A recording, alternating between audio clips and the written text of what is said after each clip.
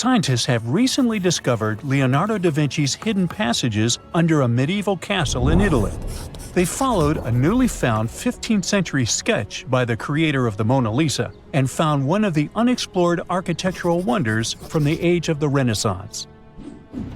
Construction of the Sforza Castle started back in 1358, but it was destroyed about a century later during a local crisis. Then, in 1450, Francesco Sforza, the Duke of Milan, decided to rebuild it on the old ruins. After he passed away, his son Ludovico took over and kept improving the castle. He brought in some of the best artists of the time, including Leonardo da Vinci, to decorate its walls. We can still see Leonardo's frescoes today in the Room of Wooden Boards. While he was working at the castle, Da Vinci also recorded some historical underground passages hidden beneath the outer wall. The drawing, dated between 1487 and 1490, was found at the Institut de France in Paris.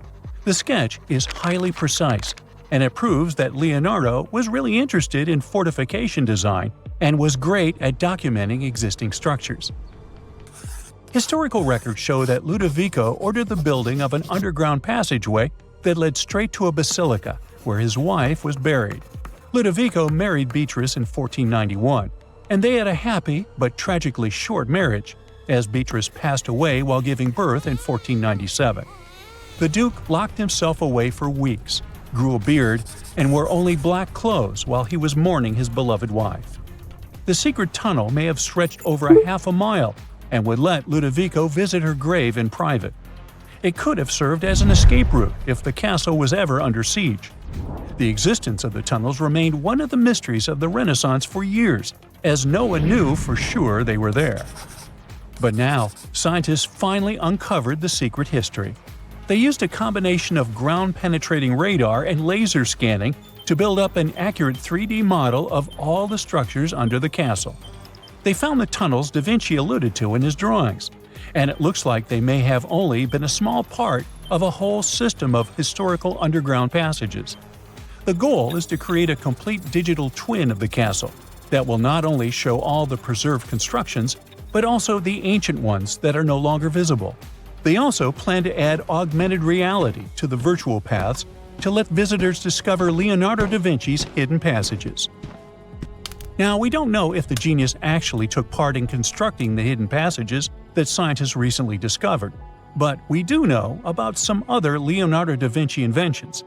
He created the first satellite-like map in 1502, long before photography or satellites were even a concept. A famous figure in Italy, Cesare Borgia, invited Leonardo to a small town called Imola, near Bologna, to create a highly detailed map for him. Back then, maps were not very precise, as no one had figured out how to show exact distances on a smaller scale.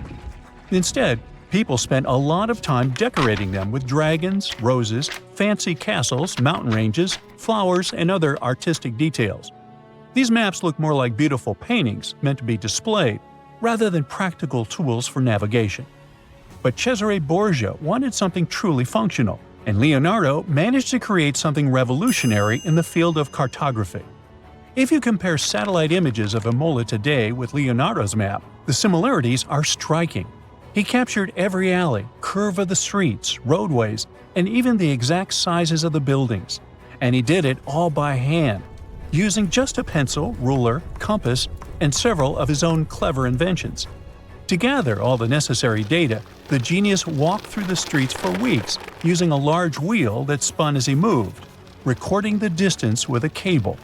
Using the magnetic compass, he determined precise directions. He also developed a tool called the bussola, which measured angles inside a circle. With this, he could track the exact turns of each street and the size of the intersections. He figured out the distances between houses and major roads. Then, back at home, he used his notes and calculations to draw the map to scale with incredible precision. In his work, Da Vinci also used a technique developed by Florentine humanist Leon Battista Alberti. He created a mapping method where you could place an entire city inside a circle using polar coordinates. At the center of the city, 8 straight lines met, representing the main directions of a compass. Leonardo used this system to divide the town into 8 sections. He didn't overlook even the smallest buildings, which made his map one of the most advanced of its time. The Italian genius had a big dream to build a machine that could let people fly. He studied how birds, bats, and kites move through the air and designed a special flying machine. He believed that if he could copy their movements, humans might be able to soar like them. Da Vinci's design looked a lot like a bat, with two large pointed wings that stretched over 33 feet wide. He planned to build the frame from lightweight pine wood and cover it with raw silk to make it strong but not too heavy. The person flying it would lie on their stomach on a wooden board in the center. To make the wings flap, the pilot had to pedal a crank with their feet, which was connected to a system of rods and pulleys. There was also a hand crank for extra power and even a headpiece to help steer. As the person moved their hands and feet, the wings would flap and twist, just like a bird's. But there was one big problem. Humans aren't strong enough to make the machine lift off the ground. Even though it might have worked once in the air, there was no way for a person to get it flying on their own. Leonardo probably realized this, but his amazing idea still inspired flying machines that came centuries later. Da Vinci was way ahead of his time with many of his inventions, but his idea for a humanoid robot was especially futuristic.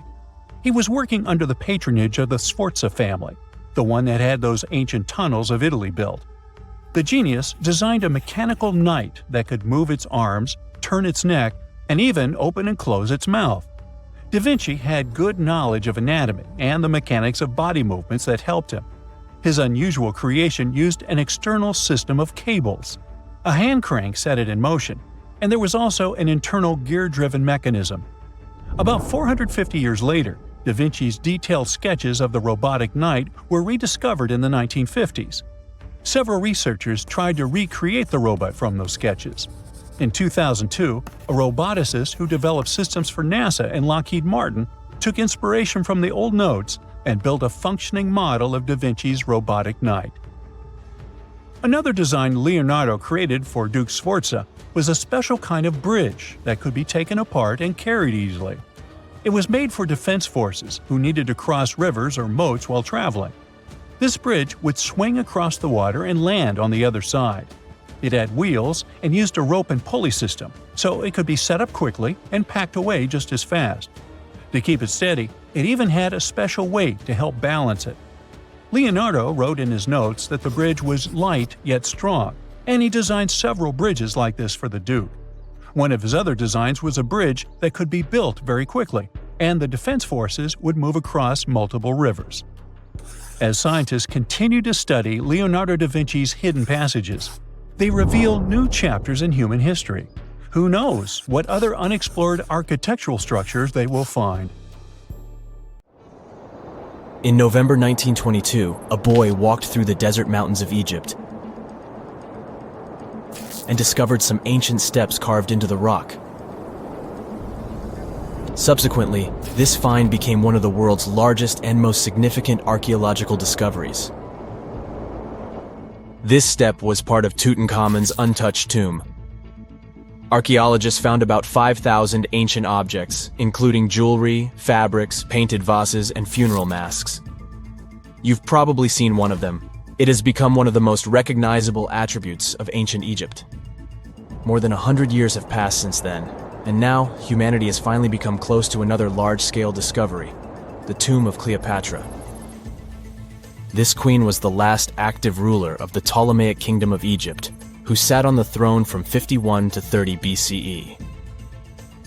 There are many ancient records about Cleopatra, her reign, and her unusual personality, but until now, no one has discovered the secrets about her passing away in the burial place.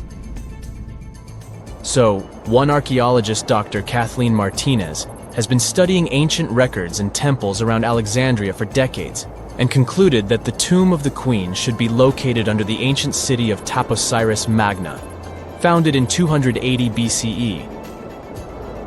It was a big city on the northern coast of Egypt, where tens of thousands of people were engaged in trade and industry, and it seems that Dr. Martinez's guesses turned out to be correct. She and a group of archaeologists have discovered a secret underground tunnel near Alexandria, with a length of about 0.8 miles. It was cut into the rock under Taposiris Magna's temple.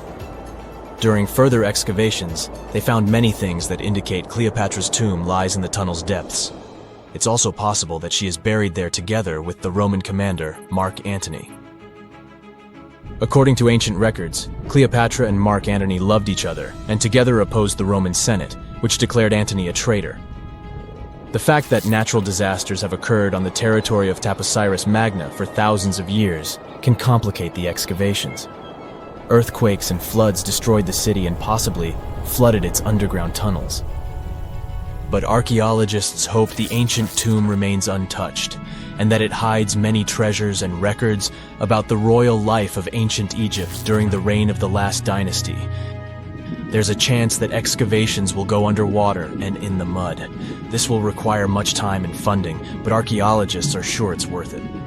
Anyway, it's too early to say that Cleopatra is really buried there, but scientists have found many things in the tunnel that confirm this, including clay pots, dozens of coins with the image of Cleopatra and Alexander the Great, as well as a bust with the image of the Egyptian queen. Cleopatra is still one of the most popular personalities in Egypt, on an equal footing with Ramesses III and Tutankhamun. She inspired many films, paintings, and books, but what made her so popular? She became famous for her inconsistency.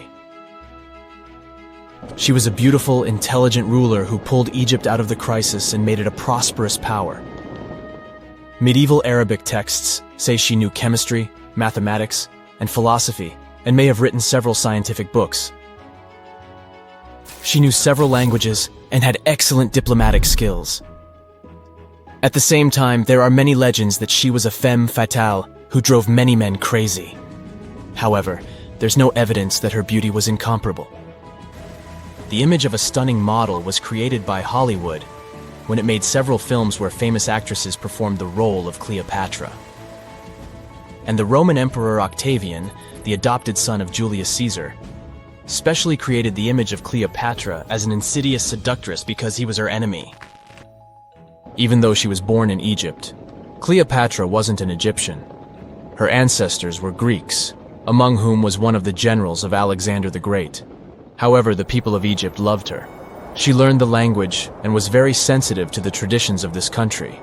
She knew the history, mentality, and customs of ancient Egypt well.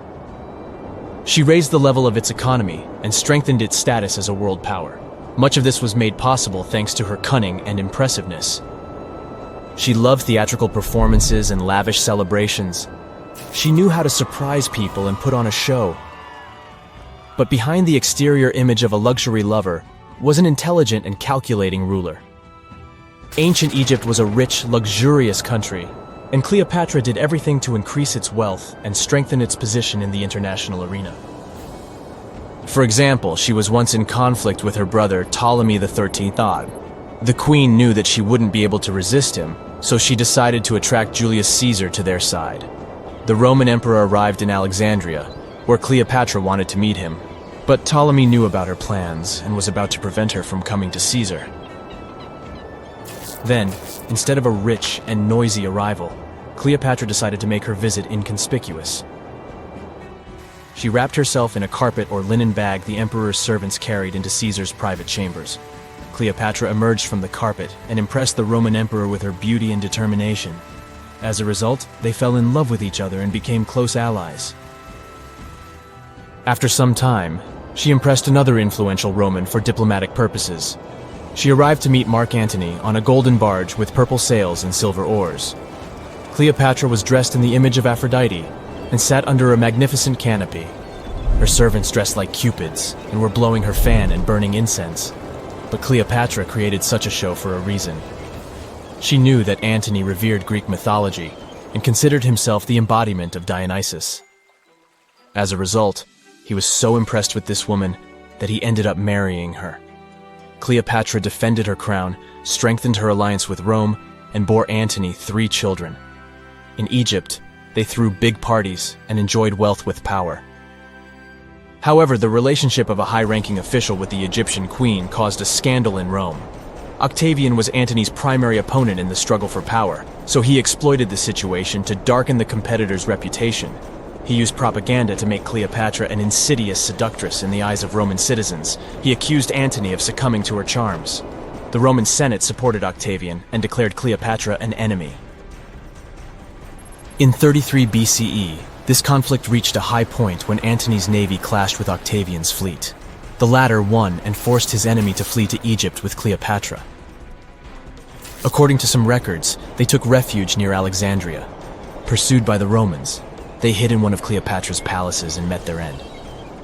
Some legends say that Cleopatra was an expert in poisons. She provoked a venomous snake, a viper or an Egyptian cobra, to bite her. Also, according to another legend, she pricked herself with a poisonous needle. There's a theory that Cleopatra always carried an ampule with poison inside her hairbrush. And when she was cornered, she soaked the needle with this poison and pricked herself. None of this can be said for sure. Scientists are still trying to find out the truth. Perhaps when they reach Cleopatra's tomb, the world will get more answers about her tragic fate. She is considered the last ruler of Egypt. After her passing, Octavian plundered her palaces and temples and returned to Rome, where he became the main emperor. He successfully ruled the country and expanded its borders. His reign ended when he turned 75. World history would have looked different if Cleopatra and Mark Antony hadn't lost that naval battle. By the way, did you know that more time has passed between Cleopatra's reign and Neil Armstrong's flight to the moon than between the reign of the Egyptian queen and the construction of the Great Pyramid of Giza? Armstrong took a step on the Earth satellite in 1969, 38 years after the birth of Cleopatra. And the construction of the pyramid took place in 2560 BCE. Imagine how long the history of ancient Egypt is. Cleopatra is closer to us in time than to the pyramids. Tunnels, metro, underground systems, and even secret passageways to the houses of the rich and famous. Why else do we need tunnels, you may wonder? To hide. Many cities have underground tunnels and even underground doppelgangers. Now let's make it clear. Those passages are normally not connected, contrary to the popular rumor claiming that it was possible to get from Scotland to Turkey using underground passageways built around 5,000 years ago. I mean, it sounds insane even today. Imagine building it back in the day. These tunnels have an official name, the Erdstall Tunnels, and they were most likely built in the Middle Ages. However, we still don't have the exact information about the date. The highest concentration of those tunnels are in Bavaria, Germany, but there are many of them in Great Britain and France too. Erdstall tunnels, a unique type of earthen passage found globally, are characterized by their narrow, oval-shaped corridors and tight choke points, known as schlups, or slip-outs. Despite speculation, their purpose remains a mystery. However, some of those tunnels have fireplaces and even vents, which might mean those were used primarily for shelter. Dating back to the Middle Ages, possibly as early as the 12th century, Erdstall tunnels lack archaeological signs and historical records, so it's not a surprise that there are many rumors about their use. Some scientists are sure those were storage spaces, though their narrowness makes this impractical. Another idea is that they provided hiding spots for farmers during tribal raids. However, their single entry point raises doubts about their effectiveness in evading threats. Now, if you're feeling like Indiana Jones and want to venture into those tunnels, you're in luck. A few structures, like the Erdstall Radkobluken in Austria, welcome visitors to explore these enigmatic structures. Most of them are closed to the public eye, though. The origins of Erdstall tunnels remain largely unknown, just like their real functions. And if you think, hey, it's the 21st century here, we can study pretty much everything, well, you're wrong. What makes these tunnels hard to study are the tight confines. Traditional surveying methods often prove inadequate in such spaces. To solve this problem, scientists use a handheld device that integrates an RGB camera, a gyroscope, and high-resolution depth sensors, allowing them to capture intricate details of the tunnels. They also use modern techniques like 3D surveying in hopes of uncovering the true origins and purposes of those tunnels. One hypothesis even suggests they may have been poorly conceived dwellings, abandoned when their inadequacies became apparent. Still, not everyone quite agrees with this idea. Other theories suggest they served spiritual purposes, while the most intriguing idea speculates that those tunnels may be remnants of extraterrestrial civilizations. Experts believe they may have been used for practical matters, such as granaries or hiding spots from looters. As we don't have exact info on who built it and when, it may be pretty much anyone, even a sloth. Nope, I'm not a lunatic. Sloths can build giant tunnels. Check this out. In 2009, a farmer in southern Brazil was driving his tractor through a cornfield when it suddenly sank into the ground. He quickly discovered he had broken through the top of an underground tunnel. When researchers came to investigate, they found a tunnel around 6.5 feet high and the same 6.5 feet wide, extending about 50 feet long right beneath the farmer's house. When they looked closer, they instantly saw deep claw marks on the walls. That was the proof the tunnel wasn't human-made. So that thing the farmer uncovered was a megafauna paleo-burrow, a prehistoric tunnel dug by ancient creatures like giant ground sloths or giant armadillos from over 10,000 years ago. I know, it's hard to imagine those beasts, but let me help you. Take a hamster. Now, increase it to the size of an elephant. Don't forget, this 13-foot-tall hamster could also walk on two legs. During their time, around 15 million to 10,000 years ago, many species of sloths and giant armadillos roamed the Americas, some even digging similar tunnels. Today, many of these tunnels are filled with sediment, though some remain clear, similar to the one the farmer discovered.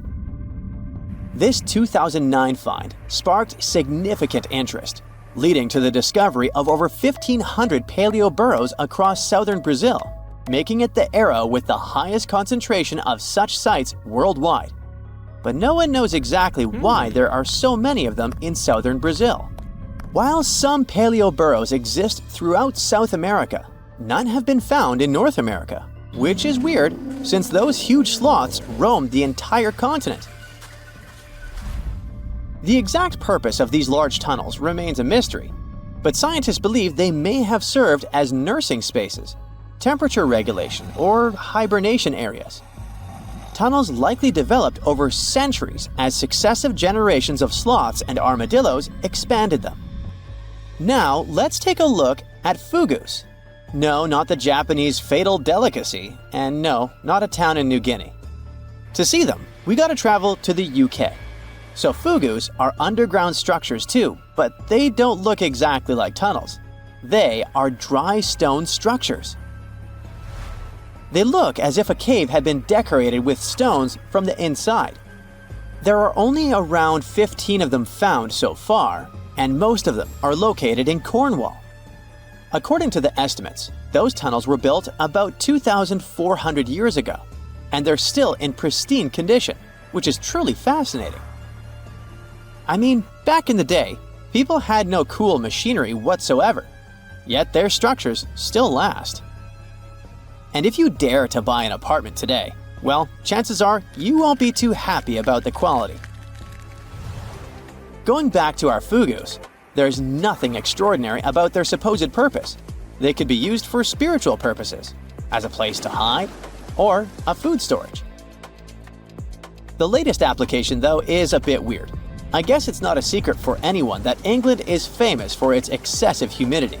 And if you want to store your food properly, you gotta avoid the humidity at all costs. Otherwise, say welcome to mold and fungi. But ancient people weren't dull-witted at all, or they wouldn't have survived, and you and I wouldn't be around now. So they might have adapted those fogous to store just some products, those that already had natural molds in them, assisting in the preservation of perishable food, like milk, butter, and cheese. But hey, those are just speculations. The true reason why they were built remains unknown. What makes fogous unique is that they are intentionally built tunnels, not just excavated mines like those in Wales. They were crafted by digging deep trenches, lining them with stone slabs, covering them with capstones, and then filling over them, all of which took significant time and effort. Still, no matter how hard those were to construct, cities around the globe are often built over intricate tunnel systems, each unique to its location. For instance, Paris is famous for its extensive underground quarries, which were abandoned years ago, but still pose a risk of collapse in certain areas above. London boasts one of the largest tunnel networks in the world, including many that were specifically created for military purposes. In New York City, there are rumors of secret tunnels, while Los Angeles has old tunnels from the Prohibition era used for speakeasies. Many other cities also have their share of enigmatic tunnels, and surprisingly, Florida is no exception. It happened in the year 2011 in Ybor City. Near a former post office, flooding uncovered something weird, a section of an unknown structure. Back then, people didn't pay much attention to that, so it took another 7 years to discover something truly fascinating. This historic neighborhood was founded in the 1880s, but it remained unknown until 2018 that it also has a hidden tunnel network. We only learned of it because of renovation work. The exact purpose, of course, is unknown, but most scientists are pretty sure that they serve to connect to early gaming spots and the port of Tampa. Figuring out how extensive the tunnel network is tricky. In 2018, a historic home in Seminole Heights revealed locked doors leading to tunnels from the 1920s. One local even said he traveled through a tunnel for 20 minutes. Rumors suggest some tunnels connect to the Hillsborough River and Ybor City. Research is ongoing, but no new info has emerged yet.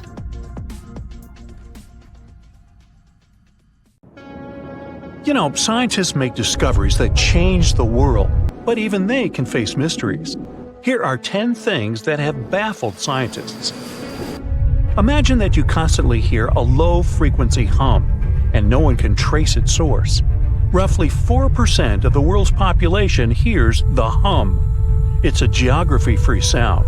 I mean, people all around the world hear it, so the name varies from Tao's hum to Auckland hum, depending on the region where it gets generated. The sound is just on the threshold of human hearing. People hear it less when they're outside, and it gets louder indoors, especially at night. What's even scarier is that you cannot unhear it once you've heard it. Some folks say it started in London around the time of Charles Dickens, who wrote A Christmas Carol, and the low-frequency sound actually comes from the humbug. Or not. Actually, the earliest cases were recorded in Bristol, UK, dating back to the mid-1970s. Scientists have various theories about where the hum comes from and why only some people can hear it, yet they don't have a clear answer. It could occur when ocean waves move along the ocean floor. They shake the Earth when they collide with continental shelves. Or this might be happening because of volcanic eruptions and earthquakes. Oh, and how about ultra-low frequency radio signals used to communicate with submarines or even 5G? Upsweep is another type of unidentified sound. It was discovered in 1991 in the Pacific Ocean. The sound is high enough to be recorded throughout the ocean. Scientists theorize that the sound could be related to underwater volcanic activity. Interestingly, the volume of the sound has been diminishing compared to its volume when it was first discovered, yet it still can be detected. Plus, it's seasonal. It reaches its highest volume in spring and fall. Is it related to seasonal changes? No one really knows for sure. The next mysterious thing is a cone-shaped monument found in the Sea of Galilee in Israel. This monument was discovered accidentally by sonar scanning in 2003, but the findings were published only in 2013. The monument weighs 60,000 tons. It was once submerged by rising waters. Archaeologists say the monument is enigmatic because they can't figure out where it's from. They don't know what it's connected to or its function. So this big and unusual thing remains a mystery. Now let's move to Göbekli Tepe, Turkey. This place offers you one of the most archaeologically significant sites in the world. Why is it important?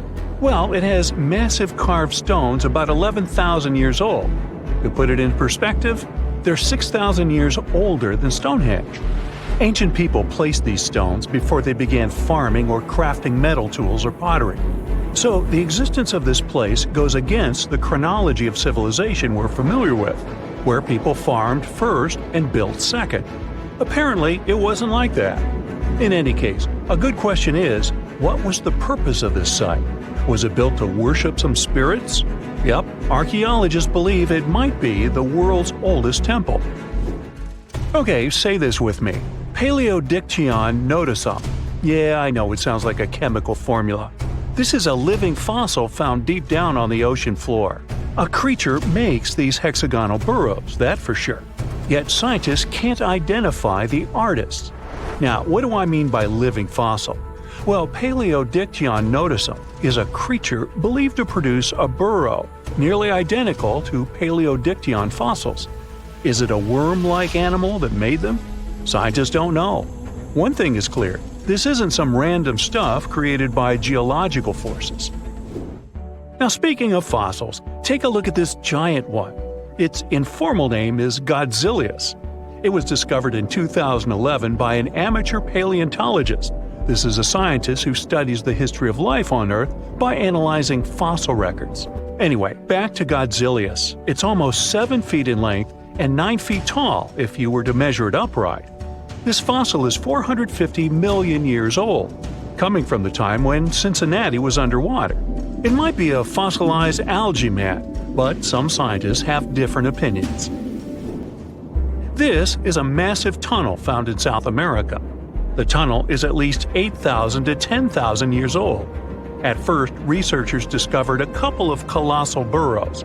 They were enormous and neatly constructed. Geologists were amazed, saying they had never seen such structures before. There's no known geologic process to explain their formation. I mean, researchers have known about the burrows since the 1930s, but back then they believed that these tunnels were just some sort of archaeological construction, until they discovered huge claw marks on the walls and ceiling. They reasoned that some extinct species could be the ones to have left these marks. Many geologists strongly believe they've found the burrows of giant ground sloths and armadillos. The structure is the largest known burrow from the Paleolithic age in the Amazon. Yet experts have many questions. How come such a deliberate-looking structure could form naturally? A researcher then discovered another strange cave. This one was hundreds of miles away from the massive tunnel. Fast forward, there are now more than 1,500 burrows from the Paleolithic age found in Brazil. What's even more interesting is that some of these caves are connected to tunnels that sometimes lead to chambers. I'll continue with a natural phenomenon. What if I told you that every year, especially in October, fireballs appear on the Mekong River in Thailand? According to legends, Naga fireballs are a call for Buddha to return to Earth, and river serpents are the ones making these calls. Well, that's a myth, but what does science say about it? Is it related to a flammable gas? There are no clear answers yet. These fireballs appear to rise from the water. They can go as high as almost 990 feet. They're like fireworks, disappearing rapidly. They typically glow with a reddish or orange color. I'll mention some legends too, because why not? They're thrilling. And it would be a shame not to include the one about the lost city of Atlantis. As you may know, the legend says that Atlantis submerged into the ocean around 11,000 years ago. Since then, not just scientists, but also treasure hunters and philosophers have been searching for the lost world. Could Bimini Road be a trace? In 1968, a diver found strange stones off the coast of North Bimini Island in the Bahamas. The stones look human-made. It's like they were evenly spaced out and laid in an orderly row.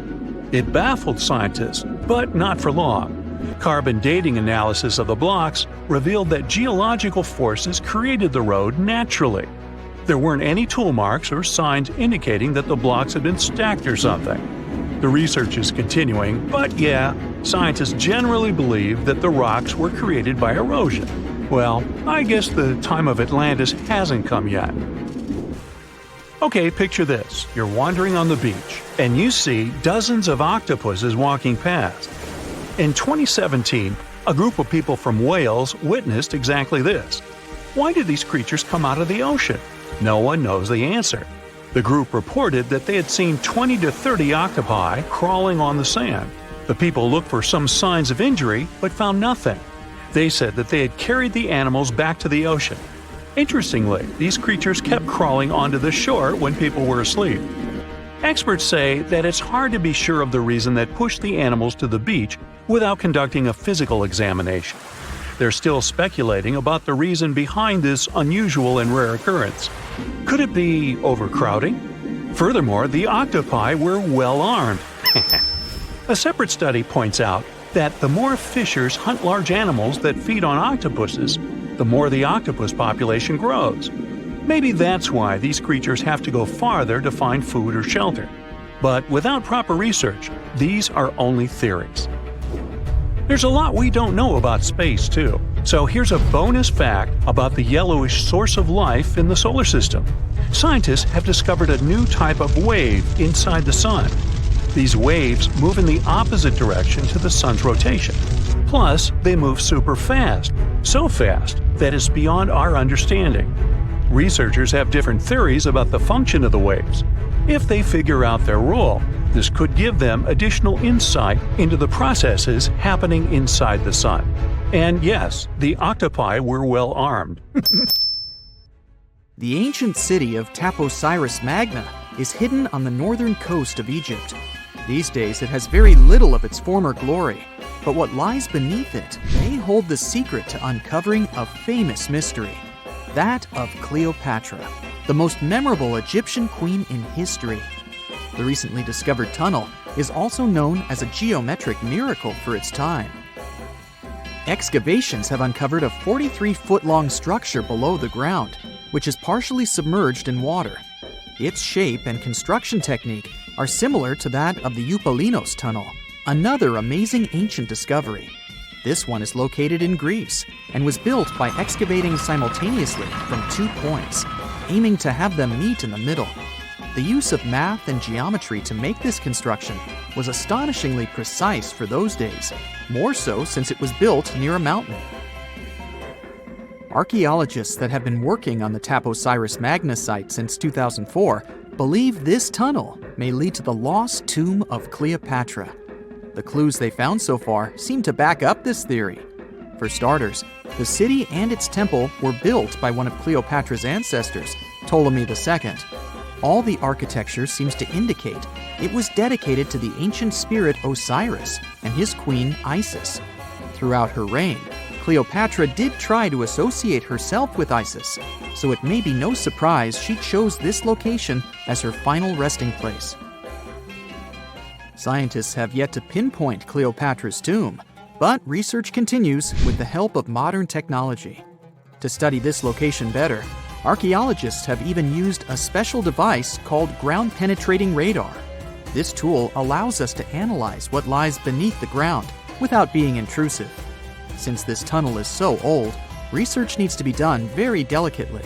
Seeing pictures of what's underground before you start digging is incredibly useful and has been done here since 2011. Finally discovering Cleopatra's tomb may help us piece together her story, especially what might have happened during the last portion of her life, which is still surrounded by mystery. We still don't know the exact cause of her passing. Some believe she may have let herself be bitten by a poisonous Egyptian cobra. Others have suggested that she was well accustomed to toxic substances, even hiding some in her hairbrush in case she ever needed it. But that's not to say she chose to use it on herself.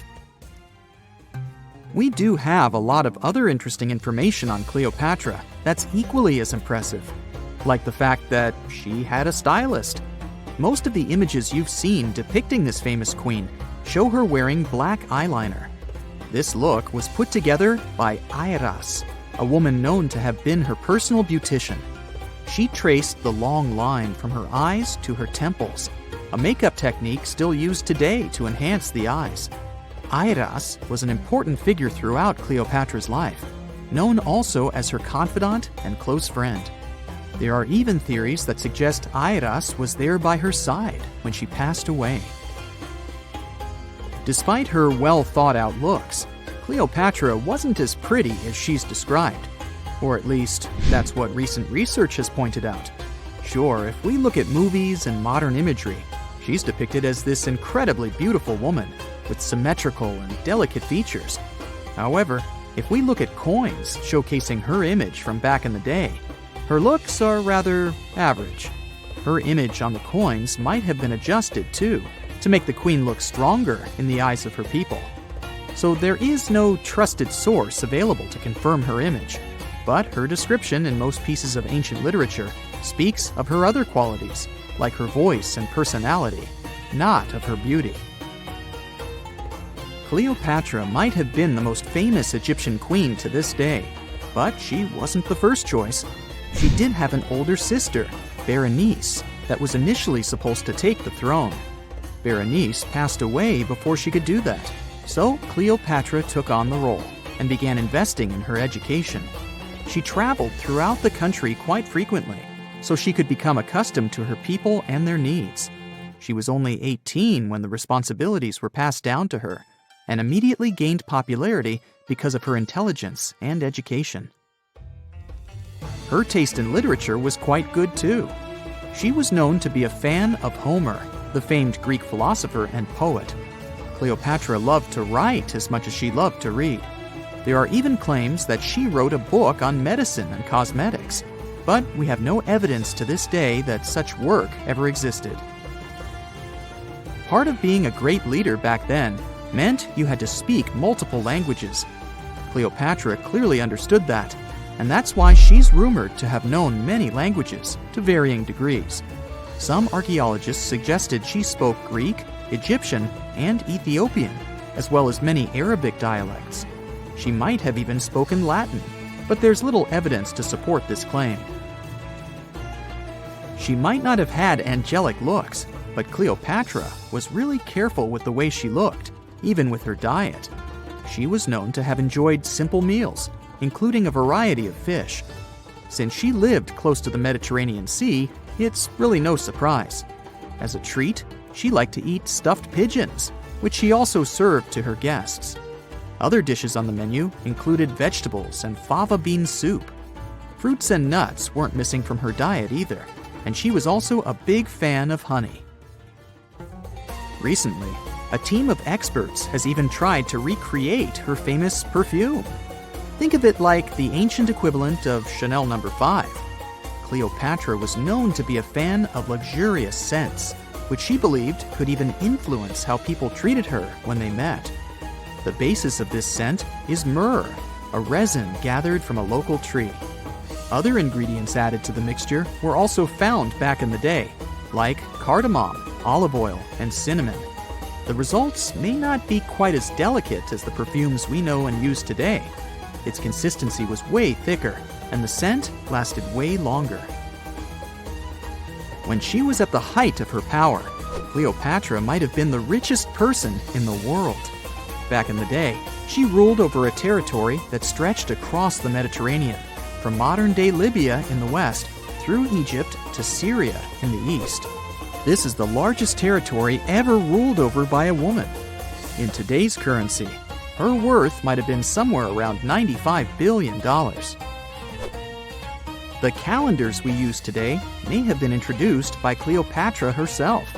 She presented the idea of leap years and leap days to Caesar, the Roman emperor she was known to have been close with. Taking her advice, Caesar made these adjustments part of the official Roman calendar. The ancient Egyptians already knew the year was longer than precisely 365 days. They discovered this by studying the brightest star in the sky, called Sirius, and concluded that a year is actually 365 and 1/4 days long. It was Elizabeth Taylor that famously introduced Cleopatra to pop culture when she played her in the 1963 film bearing the same name. Up until that point, it was the most expensive film ever made.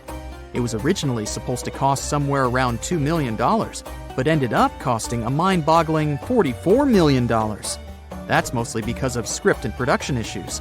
To make this iconic movie, producers created 79 sets from scratch, as well as over 26,000 costumes for the cast. Elizabeth Taylor's Cleopatra costumes alone cost somewhere around $200,000. Thankfully for the producers, the movie made headlines and was well received by critics, making it a box office success. A lot of people associate Cleopatra with another famous Egyptian ruler, King Tutankhamun, nicknamed King Tut. Surprisingly, apart from both of them being Egyptian pharaohs, they have nothing else in common. For starters, King Tut lived around 1,300 years before Cleopatra did, and there is also no connection regarding their ancestry. Cleopatra had Macedonian Greek roots, while King Tut was a native Egyptian.